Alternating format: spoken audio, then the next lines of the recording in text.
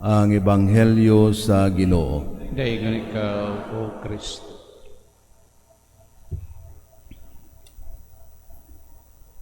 Mayong buntag kaninyong tanan.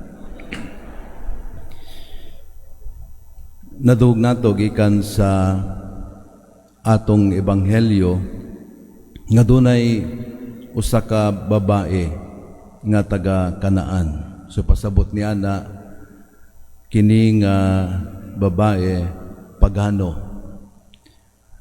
dili siya Israelita, o aduna siya'y gihangyo sa atong Ginoo nga unta ang iyang anak nga babae nga giyawaan og nagantos pag-ayo nga pinagi gayod kang Jesus mamaayo unta ang maong iyang anak. Nadug nato gikan sa Ebanghelyo ang reaksyon sa atong Ginoo. Una nga murag wala motubag ang atong Ginoo sa gihangyo sa mga babae. Ikaduha, sa diha nga nitubag na siya, iyang giingon nga siya gipadala lamang alang gayod sa katawhan sa Israel. Pero ang mao nga babae miluhod sa tubangan ni Jesus ug nagpakiluoy siya, "Sir, tabangi intawon ako." Nitubag si Jesus, dili maayo nga kuhaon ang kalanon sa mga anak ug ipakaon sa mga iro. Kini nga mga pulong sa atong Ginoo, murag kini usa ka insulto gayod para sa maong babae. Pero nitubag ang mao nga babae, "Tinuod ka na, sir, apan bisan gani ang mga iro makakaon man sa mga mungho nga mahulog gikan sa lamesa sa agalon." Og tungod sa mao nga tubag sa babae, ang atong Ginoo ningon gayud siya, "Pagkadako sa imong pagsalig, matuman ang imong gihangyo." Og nadungog nato niadtong dayong gutlua naayo ang iyang anak. A very beautiful story sa usa ka pagano. Wala siya makaila gayod kang Jesus atong Ginoo, pero gusto lamang niya nga maayo unta ang iyang anak nga babae nga giyawaan, kay nagantos na pag-ayo. Muna nga gibuhat gayud niya ang tanan. So sa may makatunan nato sa maong babae, siguro una sa tanan, when we are in front of Jesus our Lord, diha sa atong mga pag-ampo, importante kaayo nga sa kanunay magpaubos gayud kita. Muni ang dako gayud nga kinaiya sa babae nga makaingon ako nga tungod sa iyang pagpaubos mao na nga nisugot gayud ang atong Ginoo sa iyang hangyo. We need to be humble at all times, especially in our prayers. Aduna kitay mga daghang mga request sa atong Ginoo. Let us be humble enough diha gayod sa atubangan sa atong Ginoo. Bisan unsa pagayud ang mahitabo, bisan insultuhon pa kita, no? Sama gayud sa gibuhat ni Jesus sa mga babae. But still, diha gayud sayang pagpaubos. Nakita gayud ni Jesus ang iyang kagustuhan nga unta mamaayo ang iyang anak. And that leads me to the second characteristic of the woman. Ang nasakit ang iyang anak. And so she's praying for someone else. And this is also very important para kanato nga anaa kitay kining gitaw nato nga other-centeredness, no? Kay sa makadagan nga higayon, we are self-centered. We try to evaluate our prayers.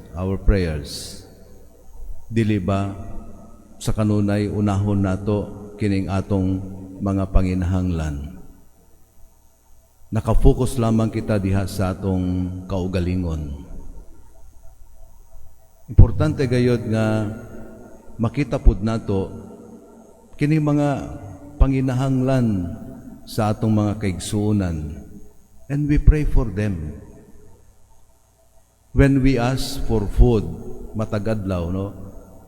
Mangayo kitag pagkaon nato sa matagadlaw. Iapil nato ang mga tao gayud nga gigutom, ang mga tao nga walay makaon. It is not only nga kining atong kaugalingon ang atong hunahunaon, but we pray also for the intention of others. Let us be other-centered diha sa atong pag-ampo. Dili gayod self-centered. Ang mao nga babae, wa siya laing gayod nga gihuna-huna nga unta maayo ang iyang anak. Ikatulo, importante gayod nga that we persevere diha sa atong pag-ampo. Dili kita mawad-an og paglaom. A very beautiful example of having perseverance diha sa atong pag-ampo.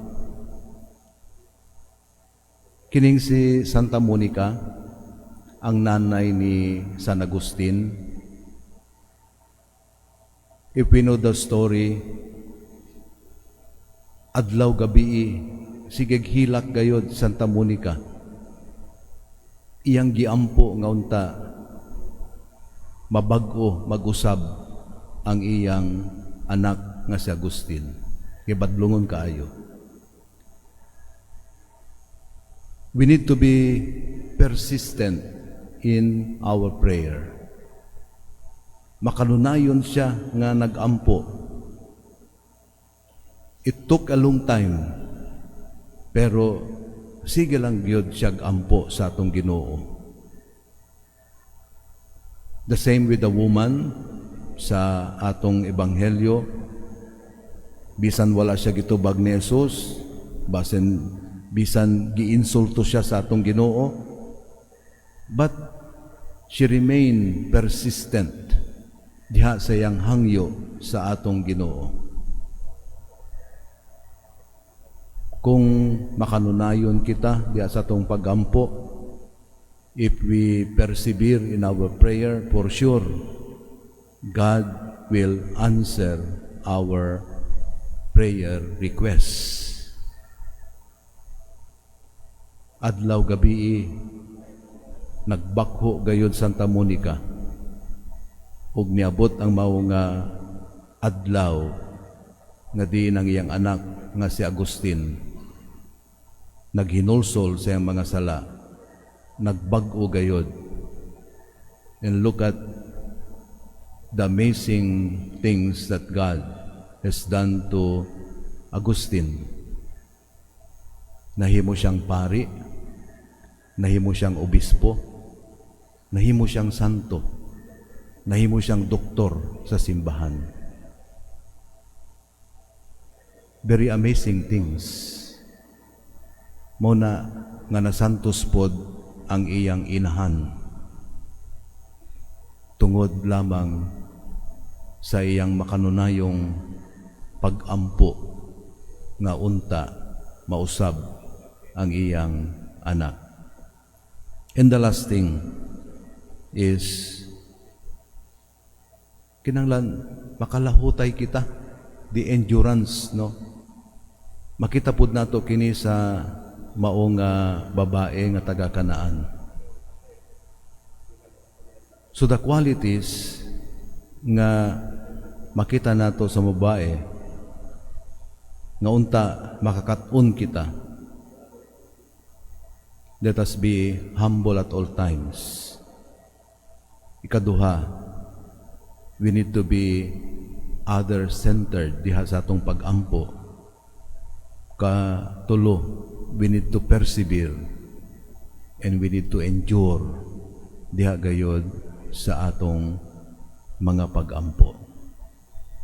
Sumakigsunan ko naut paunta na kining very beautiful story nga natuog nato karon sa atong ebanghelyo. May we learn from this pagan woman. Tungod kay gusto niya nga maayo ang iyang anak nga babae, nagpaubos siya.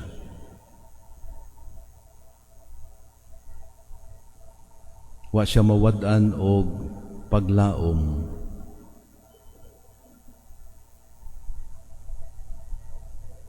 Nagampo siya diha gayod sa atong Ginoo nga unta dunggon niya ang iyang request.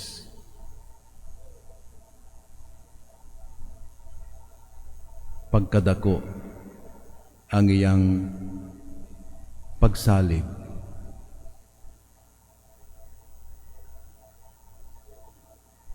Mao na nga atong Ginoo iya gayod giayo ang iyang anak. May we also have that faith diha gayod sa atong Ginoo,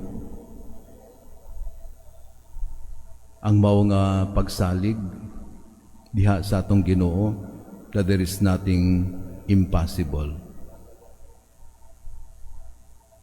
And may we continue and persevere diha sa atong maayo nga pakigrelasyon gayod sa Ginoo, no matter what, diha gayod sa iyang tubag sa atong mga pagampo. Muhilom kita sa makadyot ug diha sa mga kahilom pangayon nato sa atong Ginoong nihatag kanato ang grasya nga kanunay unta kita nga abli diha gayod sa tanan grasya nga iyang ihatag kanato. Whether He will answer our prayer requests or not, but still we have that open heart to receive whatever God will give us.